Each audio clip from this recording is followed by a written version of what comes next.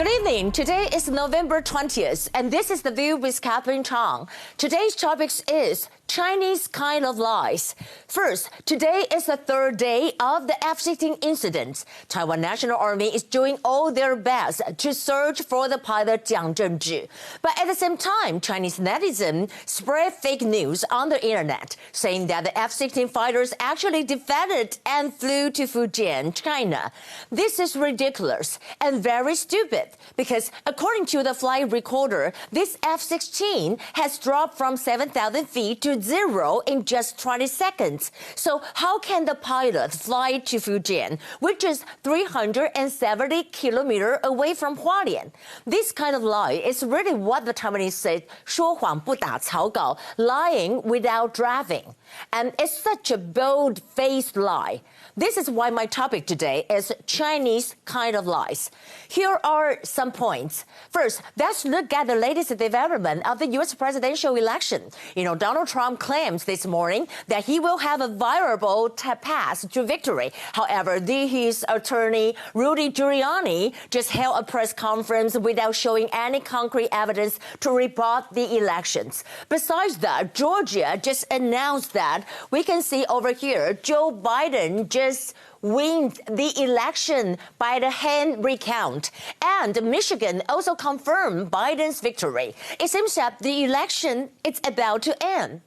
As to the latest development of the F-16 incident, this is Hualien, we can say over here. This is a Hualien Air Base over here. And actually, we can see over here. And this is what we said, maybe the pilot was missing here. And we're talking about that. We can tell, on the other hand, the Audrey survey vessel has been conducting salvage operations for more than 35 hours in this area.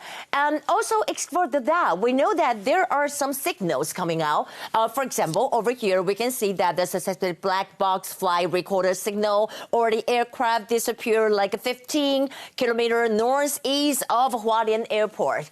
And for the latest information, Chief of the General Staff Huang Shuguang arrived in Hualien, and we can see there might be new findings at any moment. A. The Chinese Communist Party netizens spread rumors that pilot Jiang Zhengzhi had defected and landed at Xiamen Airport. This has really aroused the anger among the Taiwanese people. Premier Su Chang said strongly condemns such fake news because it is absurd and inhumane. Also, Defense Minister Yan Defa rebutted that spreading such rumors are very despicable. Zhang's wife was irritated and said that her husband is a hero, and she is proud of her husband. I think what the Chinese netizens do is like rubbing salt into the wounds. It's unethical and not true. We can see over here, if you want to fly from what we say Hualien here and to Fujian Xiamen Air Base, that is not possible. How can they do that? So I think this is a Chinese kind of lie. B. The statement of Xi Jinping is another form of Chinese lie. Why? Xi Jinping spoke with the APEC CEO yesterday, and he said he will never keep anyone out. But he's lying through his teeth because Chinese keeps Taiwan out. Taiwan not only cannot join the WHA as an observer, nor can it join RCEP. Even President Tsai cannot participate in the APEC summit. C. I want to ask a question. Who is the one that is undermining the relations of the people on both sides of the strait?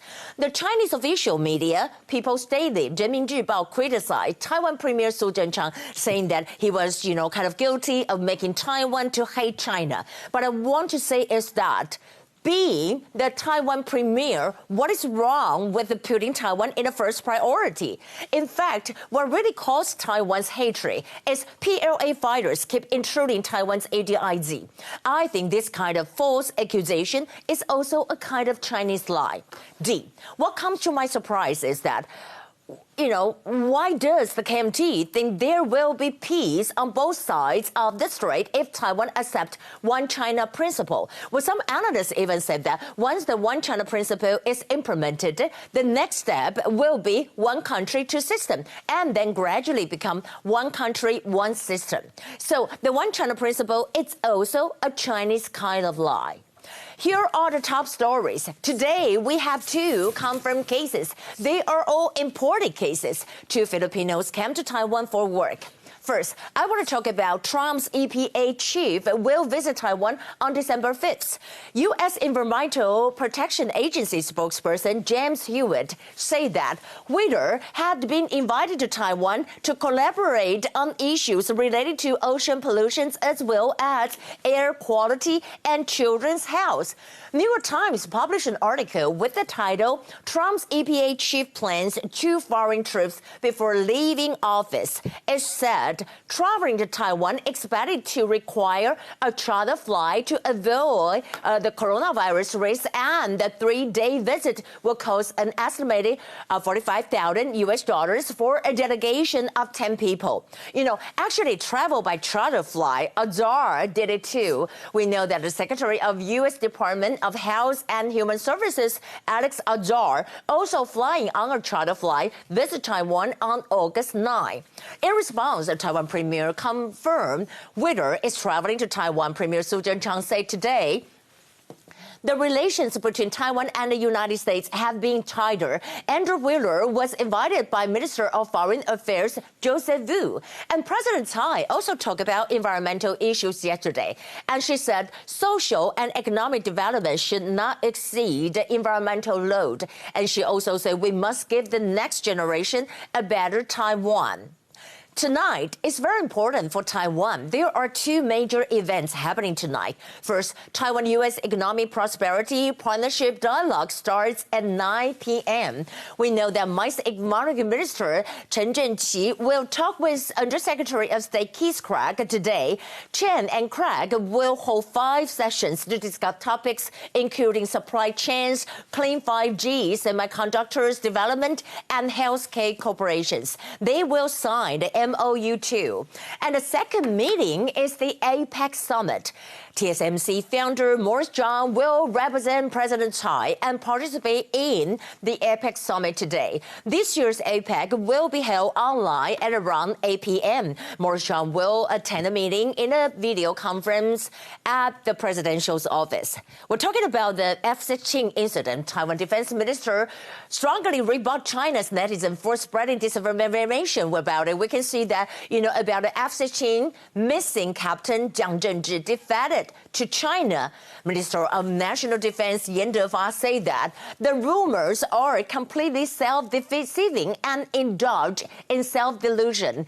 Deceiving the public will only deepen Taiwan Army's determination to fight against the enemy. Also, Zhang's wife fought back and said, I'm proud of my husband, and my husband once told me that I should be proud of being an Air Force captain wife.